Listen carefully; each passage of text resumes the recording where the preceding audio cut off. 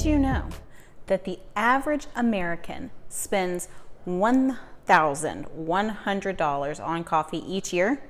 That breaks down into $92 a month. Now, if you take men out of the equation and you're only wondering how much do women spend each month on coffee, it comes down to a whopping $193 a month on coffee. Okay, so I'm filming this in 2022 and inflation is a pretty big deal right now. So I was looking through my budget the other day and trying to find places where I could cut costs.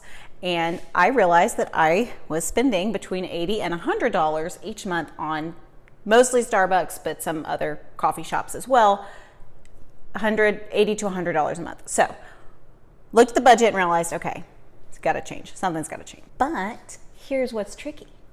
Now, my average order at Starbucks or any coffee shop is a medium cold brew with 2 pumps of classic syrup and oat milk. So what I have learned is that the coffee shops do not like to share their secret brew recipe for the cold brew. Even the ones that you buy bottled in the store that say Starbucks cold brew is not actually the same brew that they use in the store. So you can never actually exactly replicate what they give you in the store at home.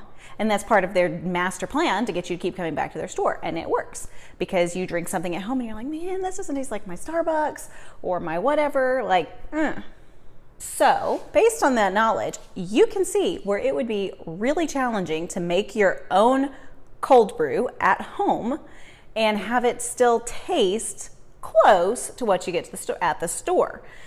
Now, this is not perfect. Okay, it's not, because they don't give you the same beans. You can't do it without the exact same brew. But I have figured out how to make a really close, acceptable, I can drink this cold brew coffee at home and be satisfied coffee. So it's not a perfect match to what you get at the coffee shop, but it is pretty good. And I just finished my last pitcher of cold brew, so I thought I would show you how I make my cold brew at home. You want to see? Let's go. Okay. Before we start making it, let's get you set up. First, you're going to need a grinder to grind your beans. You're going to need your coffee beans. These are Old Town, it's the blend from, I like a coffee shop here called Black Rock Coffee. It is not local to Dallas, but it's not as popular as Starbucks. So you could totally get your own Starbucks beans. I've also used Stumptown before. I get that at like Sprouts or Whole Foods. So Stumptown coffee beans are good. And then you will also need your own cold brew maker. Okay? Okay, so what I'm gonna do is I'm going to dump my coffee beans into my grinder. And part of the trick with cold brew is making sure you get the right grind for your beans. So that's what the whole beans look like. So when I say you want the right grind for your beans, it means you do not want it to actually be too fine. That was a mistake I was making when I was trying to make my own cold brew about a year ago. You actually want it to be a coarse grind. One of the articles I read when I was researching it said to hold down your grinder for about 6 seconds, and that will give you a coarser grind that's not too fine, and it'll make your coffee taste better. So I'm just gonna put the lid on my coffee grinder and hold it down for about 6 seconds.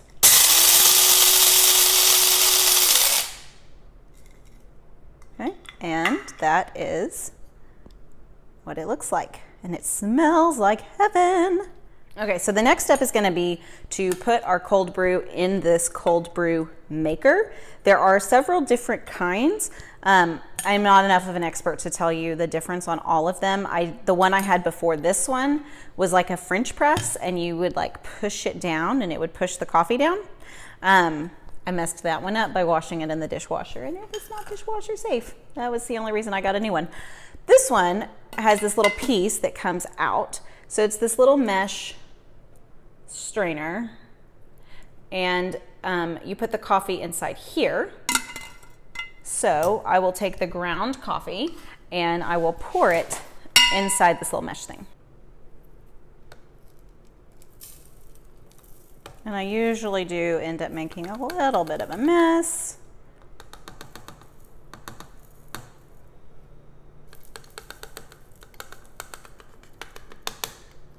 Okay, so my coffee's in the thing. Now, it's kind of hard to see because there's a shadow. This is not enough coffee. I actually need more. Okay, so this is not enough coffee in my tube. It is about right here where my fingers are, and I want it to be about up here. So I'm just going to repeat that process, grind another set of coffee for about 6 seconds, and dump it in here. The grinding is done. I now have about this much coffee in my mesh strainer thingy. All I have to do is just slide this piece in here, and I put filtered water into the top where the ground coffee was. I just use the water from my refrigerator. However, another reason that Starbucks coffee tastes so good is because supposedly they triple filter their water, which again, cannot be replicated at home. But they do have the best ice water from Starbucks. I was really bad for a while about just like always ordering a venti cup of water every time I went through the drive-thru as well. And then I started to feel really bad about the waste for the environment, so I stopped. But next step, fill it all the way to the top with filtered water. Okay, so now you're gonna have some murky looking coffee water. What you're gonna do is you're gonna put this in your refrigerator for about 24 hours. 18 to 24 is what all of the coffee gurus online say. So I just put the little lid on, pop it in my fridge, and let it sit there. Now, once you take it out, it is going to be a very heavy, concentrated blend of cold brew. This is part of the secret. The coffee shops, expert chains, whatever, they get a very heavy concentrate. So that's why we put so much coffee in the first time, to make it really strong. Then once you take that little mesh filter out, you're just gonna pull it out like this, and you see how there's still coffee in the bottom? You're just gonna fill it up the rest of the way with water to dilute your concentrated mixture. And the best thing is it'll keep in the fridge for like a week. I don't usually last that long. I usually do about 1 cup a day during my nap time hustle. But it will last up to a week if you brew it. Now, I'm gonna show you something else. Okay, so if you remember, I said that I like a medium or grande cold brew with 2 pumps of classic syrup and oat milk. So first I'm gonna go ahead and put my cold brew in the fridge. And I'm gonna pull out my oat milk because I do have a secret on oat milk too. If you are dairy-free, like I am, oat milk is the best milk I've found in coffee. Now, this oat milk is actually the very best. It's Oatly, but it's not just any Oatly. It's the one that says full fat on it. It's even fattier than the barista blend that they use. So this is the oat milk that I very strongly recommend if you can't have regular cream. I've also tried the Chobani full fat, and it is also good, but the Oatly is my favorite. So that's my tip on the milk. But I also have a tip on the classic syrup. So if you didn't know, classic syrup is just plain sugar syrup with no flavors in it.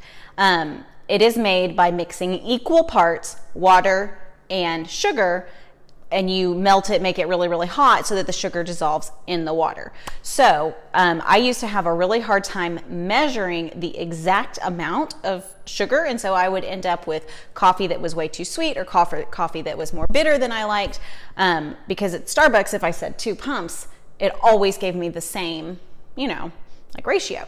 So what I started doing was making my own classic syrup. So I just mix 1 cup of sugar, and I'll just scoop it right out of my sugar thing. And then I get 1 cup of water, and I mix it in this glass mixing bowl, and I microwave it for like 5 minutes until all of the sugar is dissolved. And then, here's the secret, I bought myself one of these little canisters. You can just buy them on Amazon. You can buy all of this stuff on Amazon, by the way. So this says creme de banana. It's not actually, it was at one point. But I had the bottle and was like, if I just buy a pump, maybe that'll make it where my coffee always tastes the same every time. So that was what I noticed, was when I was able to measure it out, it tasted much better consistently. Now, one last tip that I found is you can see I drink it out of a mug, and there is no ice in this. That right there is what my coffee looks like. And not putting the ice in it actually helps it to not get diluted or melted down. I've not quite figured out the like ratios of how the coffee places manage to put so much ice in. I don't know if that's how they dilute their coffee, or if all of those, like, you know, it all has to be measured perfectly to taste the same every time. So anyways, I don't put ice in mine. I just drink it cold out of the refrigerator, and it's delicious, and it makes me very happy, and it helps to fuel my hustle while I am creating new content and resources that you guys get to enjoy and watch. So thank you for making some coffee with me today. I hope this helps you if you've been looking for ways to cut back on your budget, especially during this inflation. This is how you can just make your own coffee at home, save a couple bucks so that maybe you can spend your money somewhere else. To go back from that math in the beginning, I did the math. One bag of these is around $13. Each bag makes about 2 weeks worth of coffee for me. So that goes from me spending $80 to $100 a month to spending somewhere between like $26 and $30 a month on my coffee fix.